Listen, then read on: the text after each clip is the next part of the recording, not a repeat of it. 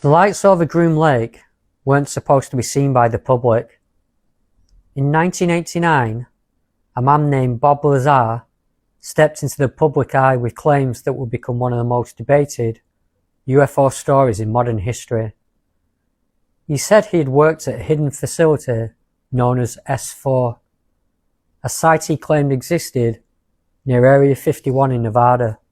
According to Lazar, the purpose of the program was extraordinary: to reverse engineer non-human technology. Lazar claimed he was brought into the project because of his scientific background and because the craft's propulsion system involved principles that conventional physics struggled to explain.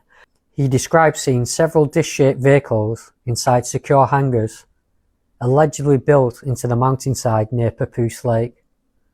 And according to his account, these craft did not fly using wings, jet engines, or traditional propulsion.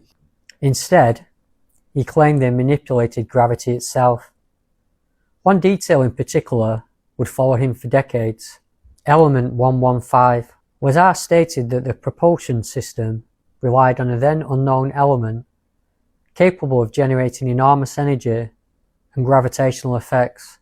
At the time, Element 115 had not yet been publicly synthesized by scientists.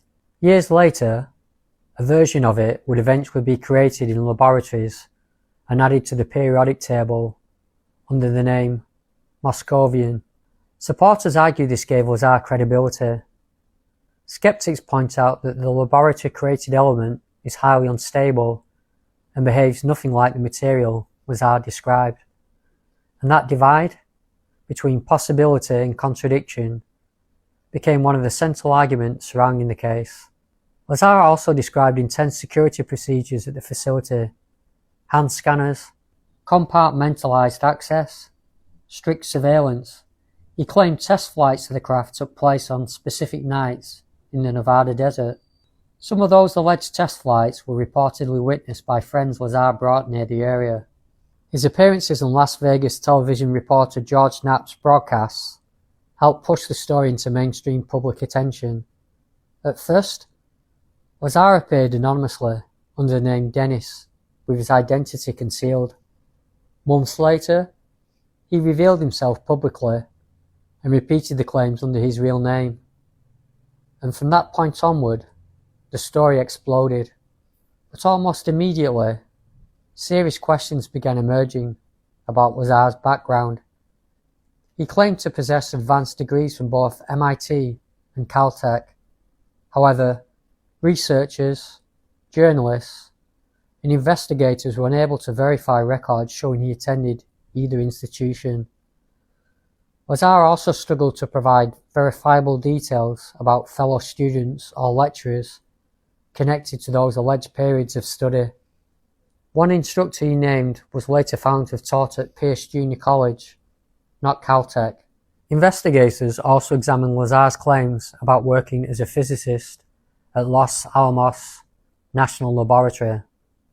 While records indicated Lazar had connections to the facility through a contractor, critics argue there was no confirmed evidence he worked there as a physicist in the role he described. That distinction became another major fault line in the debate. Supporters viewed the partial records as evidence something about Lazar's history had been concealed. Skeptics viewed them as evidence that key parts of his story had been exaggerated or fabricated.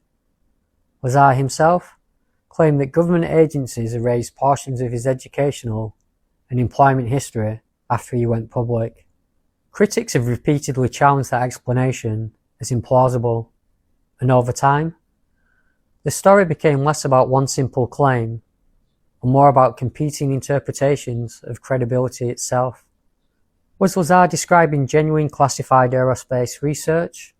Had he mixed fragments of reality with speculation and embellishment? Or had he created one of the most convincing modern UFO narratives ever told? The controversy surrounding Lazar extends beyond his UFO claims. In 1990, he pleaded guilty to charges connected to involvement in a prostitution-related operation in Nevada. Years later, a company associated with Lazar faced legal penalties connected to the shipping of restricted chemicals and fireworks components across state lines. Critics argue these incidents damaged his credibility further. Supporters often counter that personal history does not automatically disprove the possibility of hidden government programs, and that tension between the man himself and the story he tells remains impossible to fully separate. Over the decades, Lazar continued making public appearances in documentaries, interviews, podcasts, and conferences discussing Area 51 and alleged extraterrestrial technology. His story helped transform Area 51 from a relatively obscure military location into one of the most recognizable conspiracy subjects in the world. Ironically, Area 51 itself was once officially denied by the US government before later being publicly acknowledged as a real military testing site. For some people, that fact alone keeps a small part of Lazar's claims alive in their minds, because if one secret turned out to be real, what else might still remain hidden? But despite decades of debate, no verified evidence proving alien technology has ever been publicly produced. No confirmed craft, no released propulsion system, no scientific demonstration supporting the extraordinary claims Lazar described. Only testimony, contradictions, fragments of documentation, questions surrounding his past, and a story that continues to exist in the uneasy space between classified technology, conspiracy culture, and modern mythology.